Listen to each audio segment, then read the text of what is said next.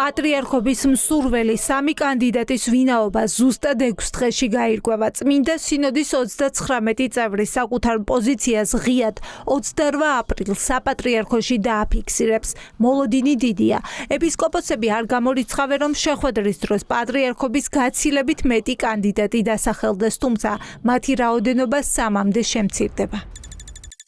ვიცით რომ სამი უნდა იყოს, მაგრამ ალბათ იქნება კიდე კანდიდატები და მე 3-ზე ჩამოვა და მე უკვე პროცედურები დაიწყება ჩვეულებრივად, როგორც გვასწავლია ჩვენი გამგეობა. ყველაფერს გადაწყვეტ სინოდის ხდომა. ფინანსალ არაფრის თქმა არ შეიძლება.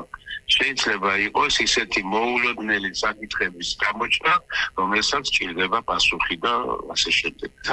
არავით არის გზავსი რა, არ მიმიღია არავისგან.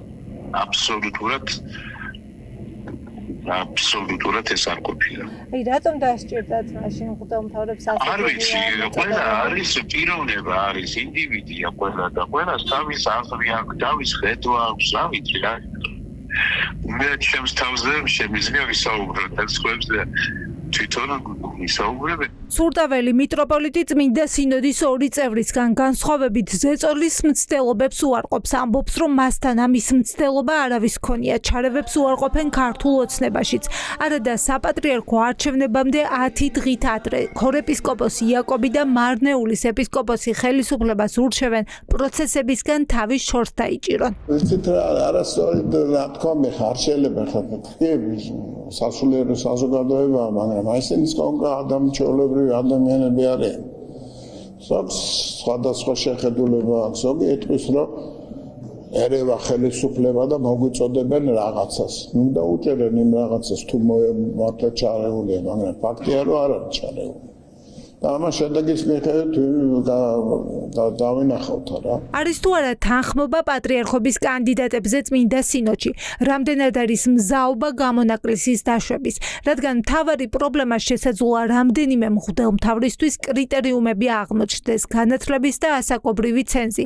არ არის გამორიცხული, რომ მეუფე შიოს გარდა ისეთი კანდიდატები დასახელდნენ, ვისაც ამ დრომდე ფართო მსჯელობა არ ყოფილა. თითქოს არანაირი მოულოდნელობის პირობა არ არის და ვარაუდოა, რომ ამ კანდიდატურის შერჩევის პროცესში რამდენიმე ეპისკოპოსი იქნება მონაწილე, როგორც არის მოსაყდრე, მეუფე დანიელი, მეუფე იობი, შესაძლოა მეუფე გრიგოლიც, თუმცა მე მაინც ასე ვთქვათ, ზოგიერთ შემთხვევაში ვფიქრობ ხოლმე, რომ არც არის გამორიცხული, ისინი იყვნენ პროტექციით სხვა რომელიმე ეპისკოპოსის მიმართ. გამორიცხული არ არის. მოუწოდნენ ხელისუფლებას არ ჩარეულიყვნენ, ერთი მხრივ გამართულებელიც არის, მაგრამ მე მგონია რამდენადმე პროცესის აღწერიც არის. უბრალოდ შეიძლება ეს ყველაფერი ისეთ უხეშ ფორმებს და პირდაპირ ხილვად ფორმებს არ შეიცავს. ამის მიუხედავად ეპისკოპატი ახერხებს, რომ ეს დღეები ზედმეტი ხმაურის გარეშე მიმდინარეობს, შიდა დაპირისპირებები არ ჩანს და ეს ძალიან კარგია. რამდენად შეძლებს საპატრიარქო რუსულ გავლენებზე მაღლა დადგეს? ამის პასუხიც თეოლოგების ვარაუდით კანდიდატების დასახელების დროს გამოჩნდება.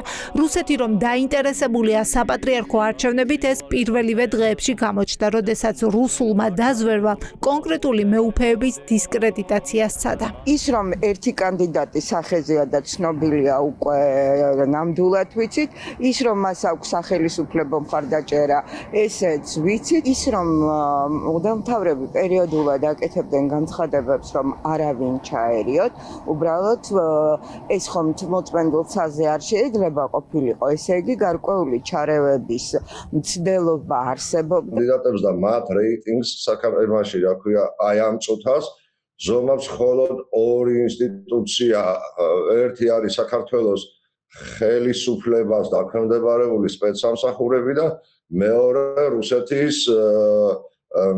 საპატრიარქო თვალნათელია, რომ რუსეთის შესაბამისი სამსახურები, რუსეთის საპატრიარქო და საქართველოს ხელისუფლება თავისი სტრუქტურებით აქტიურად ერევა ამ პროცესში. 28 აპრილი 12 საათი საპატრიარქოში კანდიდატებზე მსჯელობა სწორედ ამ დროს დაიწყება. სამი კანდიდატის დასახელებას კი რამდენიმე დღეში გაფართოებული კრება და ხმათა უმრავლესობით პატრიარქის არჩევა მოჰყვება.